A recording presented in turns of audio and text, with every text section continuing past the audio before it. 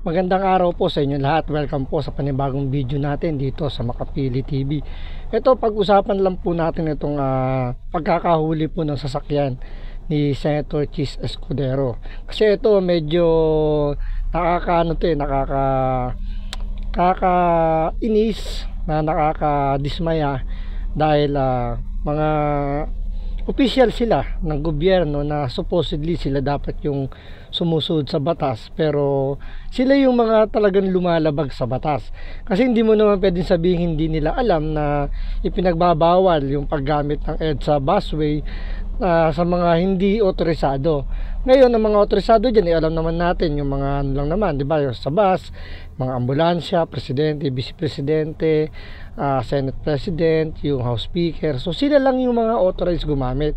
Ngayon, yung mga senador, mga congressman, hindi sila allowed pumasok dyan sa EDSA busway. Pero ito, panoorin po natin itong video na to. Nang paumanhin si Senator Chis Escudero matapos na madamay ang kanyang pangalan sa isang road incident.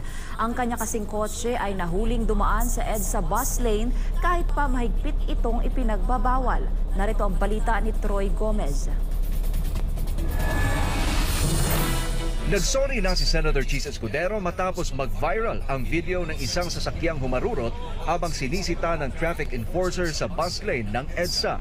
Ang plate. Biruin nyo, humarurot pa ha.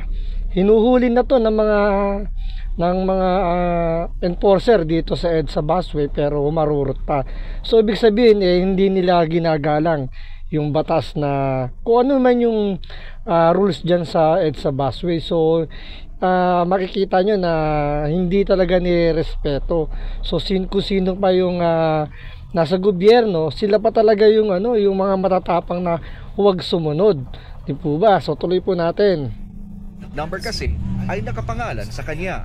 Isang luxury sport utility vehicle o SUV na may numerong 7 protocol plate ang tiniketan araw ng Huwebes dahil sa illegal na paggamit ng exclusive busway. Pero sa isang statement na inilabas sa media ay nilinaw ni Escudero na hindi siya ang gumamit ng sasakyan nang mangyari ang insidente. Pero inamin niya na miyembro ito ng kanyang pamilya. Inatasan naman. Tingnan nyo sa kanya naka-assign yung plaka na yun na number 7. Sa kanya siya ang otorisado pero ginamit daw ng isa sa mga kamag-anak niya. So hindi natin alam kung kamag-anak o asawa or kung sino man yung member of the family, pero malinaw naman na nakasaad na sa kanya dapat naka-assign yun. So dapat siya lang yung authorized gumamit ng plaka na yun. Pero ibig sabihin ba nun binigyan niya ng authorization kung sino man yung kamag-anak niyang gumamit nun, or ginamit yung plaka na yun na hindi niya alam. So nasa dalawa lang yun, hindi niya alam or alam niya. Di po ba? So tuloy po natin ulit. Senador ang nagmamaneho ng sasakyan na humarap sa LTO bilang pagsunod sa show cause order na inisyo habang naharap siya sa isang kaso at parusa. Batay sa regulasyon, posibleng umabot sa 30,000 pesos ang multa para sa mga sasakyang lumalabag sa patakaran sa EDSA bus lane. Bukod sa mga bus, tanging pinahintulutan lamang. Yun, magpa-fine daw ng 30,000 yung driver. Pero siyempre, hindi naman yung driver yung magbabayad nun Barya lang naman yan sa mga senador, yung 30,000 na yan. Maniwala kang yung driver magbabayad. Oo, driver yung mag-aabot ng bayad. Pero yung pambayad niya, hindi naman sa bulsa niya manggagaling yun. Siyempre sa senador yun. So sino niloko nyo? Na, tingnan nyo, parang ang palalabasin dito, ang may mali pa rito, yung driver. Diba? Dapat dito ang unang kastiguin dito, sino ba yung nagmamay-ari ng plaka na yon. So dapat sila yung dapat panagutin, hindi lang yung driver. Pero dito pinalalabas dito na ang inisyo ng show cause order is yung driver lang. Hindi yung kung kanino naka-authorize yung number na yun, kung sino yung authorized lang gumamit nun. Diba parang pinagtatakpan pa nila kung sino yung dapat managot, di ba? So dito i-remind ulit rito kung sino lang yung dapat gumamit ng EDSA busway. Na gumamit ng EDSA bus lane ay ang mga ambulansya, bumbero, pulis at mga convoy ng presidente, vice presidente, Senate President, House Speaker at Chief Justice. Kasunod ng insidente ay nagboluntaryo na rin ang senador na isurrender ang protocol license plate sa LTO. Pinuri rin niya ang mga otoridad sa ginawang pagsita at naghayag ng suporta sa hakbang. So dito damage control siya na pinasasalamatan niya kunyari yung mga nanghuli dahil siyempre kahit paano para naman pampalubag loob kuno at least ginagawa doon ng trabaho nitong mga enforcer, which is totoo naman. Ginagawa nila yung kailang trabaho. Pero isipin nyo, kung wala yung mga media man, wala yung walang camera, sa tingin nyo matitikit at mahuhuli yan? Diba? Malamang hindi. Baka kinawayan lang yan, dire-diretso na. Kasi base nga sa balita, diba? Bilang humarurot tong number 7. So hindi natin alam sino yung may sakay ng sasakyan na yan.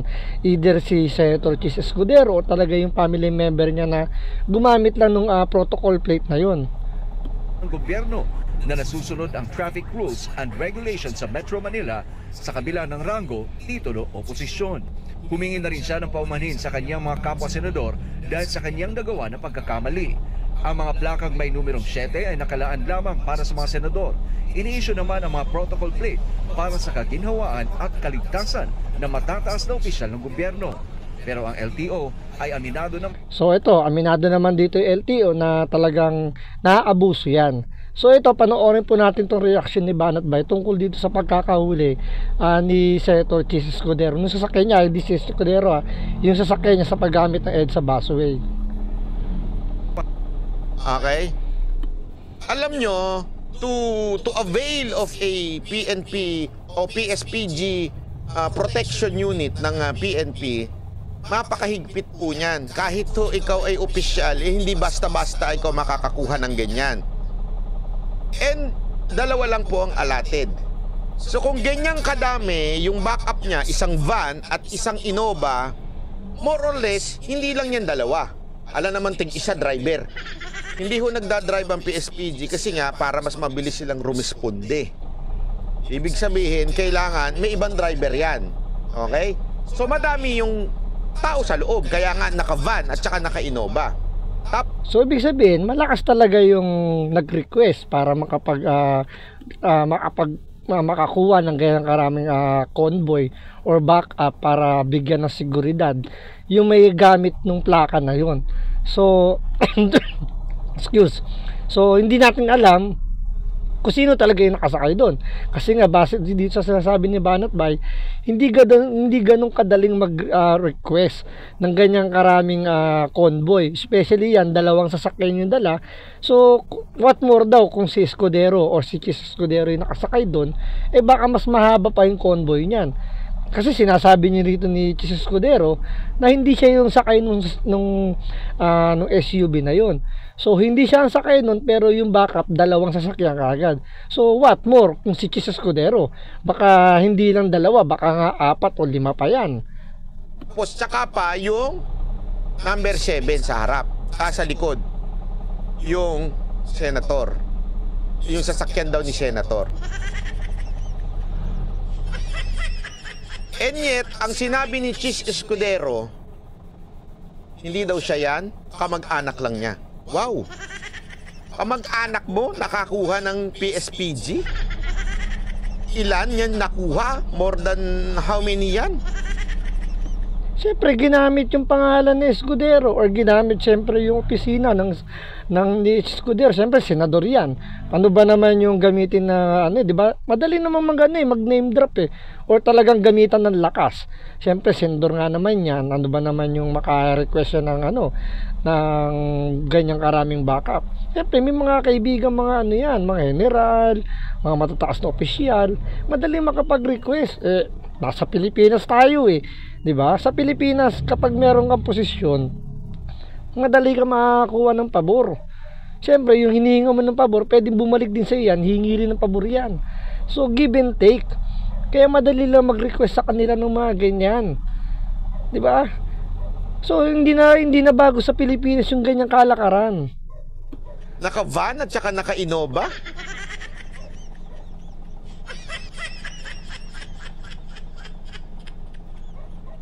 Parang medyo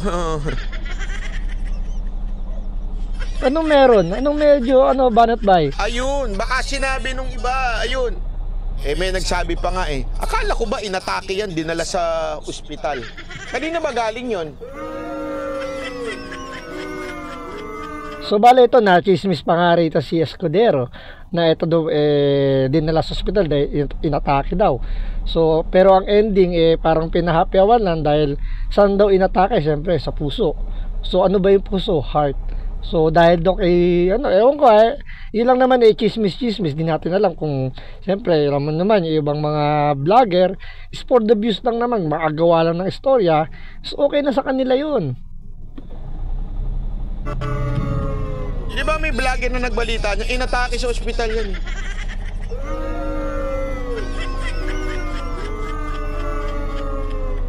Ayan, baka dadalhin sa ospital.